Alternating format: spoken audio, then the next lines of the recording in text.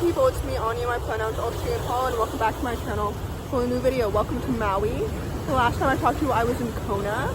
Maui is so pretty and it's so beautiful. Literally, like, oh my god. Anyway. Hi guys. So basically, as I was saying in my last video, Hawaii tends to be one of those places that people tend to romanticize, which is why I wanted to address like the controversies, the ethics, the conversations surrounding like tourism in Hawaii in my last video. Although I don't know completely like what the indigenous people of Hawaii think about tourism to this day, like right now. So yeah, I just wanted to quickly address that in my last video, and before I talk myself in circles, that's all I know about that. So anyway, as for my reading, I'm currently reading Summer Nights in Meteorites, which is a YA contemporary, and I have 3-star expectations for it because it just seems like a simple, straight, quick romance. You know what I mean? Like a fun, quick, straight romance. So I'm excited to read it, but again, I have really low expectations for it. So yeah, my July reading month, I'll talk about my TBR in a second, but my July reading month has been going much better than I was expecting it to be. As for my July TBR, I think I've read all the books on it, except for the ones that are coming out next week, which are The Loudest Silence and 18 Roses, if I'm not mistaken, because in the past week, I recently read I Will Never Leave You and Exes and Foes, both of which were very mid and disappointing. I'm not sure if I will really talk about them in my next recent reads video, because I've read so many books over the past week or so since I filmed my last recent reads video. So I don't know if I'm going to make one video dedicated to them all because that's so many books, or if I'm going to do what I usually do, which is exclude a bunch of mid, disappointing 3-star books and only focus on the 4-star books, which really like adds to the conversation about like romanticizing like my reading month in general. But like, I don't know what I'm going to do. But anyway, like I said before, Maui so far is so atmospheric and so pretty. I've just been really enjoying it. Hi people, so basically I'm like a third into this book, and honestly I'm enjoying it more than I was expecting to. As I was saying earlier, I had really low expectations because I just thought it would be like a quick, simple, straight romance, but it actually has elements that are like historical, which I really appreciate as someone who has always been fascinated by historical figures, especially more underappreciated, underrated historical figures, if that makes any sense. For example, when I was younger, I loved learning about the siblings or the partners of more famous historical figures, like for example Mozart's sister, and like other people like that, like Eleanor Roosevelt. I guess she isn't really super underrated, she's one of the more well-known first ladies, but like, you know what I mean? I don't know if that makes any sense, but basically there's that.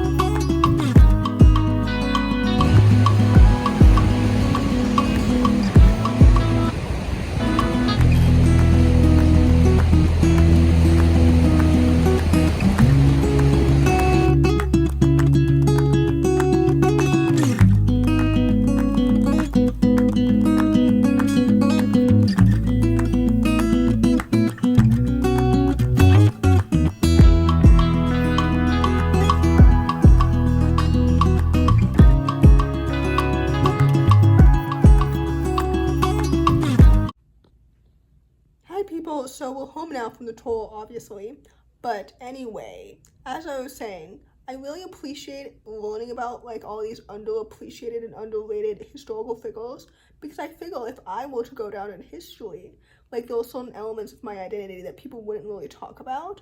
Like people would maybe talk about like my assumed gender, or my race, but maybe not so like my disabilities.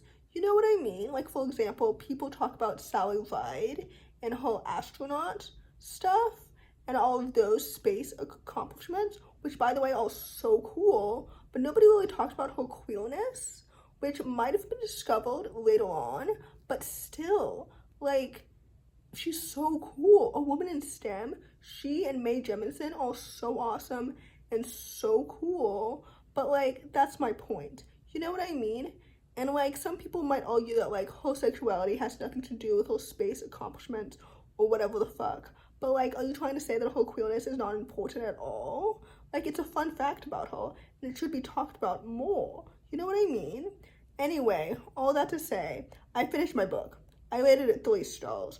I thought it was good. I didn't think it was great. Like, the historical elements were definitely my favorite part of it, because like, it was the only part that wasn't necessarily predictable, if that makes any sense. The romance was cute. Her relationship with her dad was wholesome and sweet. Like, everything about it felt sweet, mid, 3 stars. You know what I mean? Anyway, I'm currently reading, I've completely forgot the title if I'm being completely honest with you, but I think it's called The Great Cool Ranch Dorito in the Sky, or something like that. And there's a trigger warning on it for disordered eating, which the author definitely addresses in like the author's note, the preface at the very beginning of the video. The beginning of the book. And it's a YA contemporary, and it talks a lot about mental health, I'm pretty sure, but I'm not exactly sure exactly what the synopsis really is, but I'm excited for it anyway. I think I was the most intrigued by it because of the title, because I have no idea what it means. But yeah, it came out a few weeks ago, maybe last week. I don't know. I'm really excited to continue it. So yeah, there's that. Hi people, so reading update. I DNF'd the Great Cool Dorito Ranch in the Sky because first of all, there was so much internalized fat phobia that I didn't really enjoy that much. I understand that maybe the main character like gets over it or whatever, but like I just didn't like it. Second of all, there were way too many like paragraphs that for me personally, because of like the trigger warnings and stuff, that I had to skip. And I feel like since that was like such a main part of the story, it's better for me personally to DNF than to continue. I'm sure this book is like excellent and everything. There's no shame in DNFing it. So I just wanted everyone to know that I didn't DNF it because the story itself is like objectively bad. It's just for me personally. I just don't think I can, no pun intended, like stomach it. So anyway, I've moved on and I'm currently reading The Ghostkeeper, which is a YA fantasy, maybe historical fantasy, graphic novel, and I'm really excited to start it because I think the last graphic novel I read was Ready or Not in Ireland, which was so good. So anyway, I'm excited to read another one. Hi people, so it's the next day. I finished The Ghostkeeper last night. I thought it was so good. I rated it 4 stars. I love this trope of like a main character being able to see ghosts, just because I love the idea of like people who die leaving themselves behind, if that makes any sense.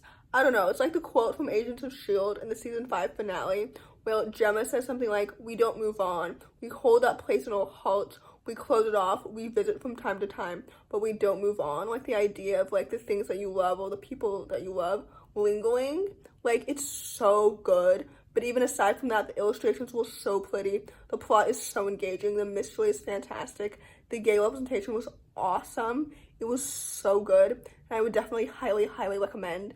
It was absolutely so awesome, and I just really enjoyed it. I feel like I need to make more graphic novel book recommendation videos, but at this point I've read so many that I don't know if I should categorize them like by genre or by representation. But anyway, all that to say, I'm currently reading A Drop of Venom, which is a YA Indian-inspired fantasy retelling of Medusa, which is a story that like originally I don't really know much about. I just know that like she turns men into stone by making eye contact with them, which is so true. Feminist icon, if you will. And like I've read Percy Jackson, which was ages ago, and I've seen the TV show, which was recently or more recently. But anyway, all that to say, I'm 40% through this book so far. It's pretty good. I'm really enjoying it. I can't remember actually if I've read books before by this author, so I'm not quite sure what to expect prior to reading it, but I'm really enjoying like the world building, the two main characters. Like, I understand everything about them so far, like their motivations and their emotions like makes sense. The plot is so engaging. I'm so excited to see like what the second half of the book will be like, if that makes any sense. But anyway, so far I'm really enjoying it. Hi people, so I finished my book. A Drop of Venom was absolutely so good. The world building is excellent. The plot is so engaging and so intriguing. The character dual perspective was done so well because the characters themselves individually are well developed and distinct. Like, the world building is excellent. I loved the mythology. Like, I love a good solid retelling. There is a companion novel to this book, which I believe is a YA retelling of Persephone or something like that, and it follows the character who's narrating the epilogue in this book, if I'm not mistaken. And it comes out in February, and I'm so excited.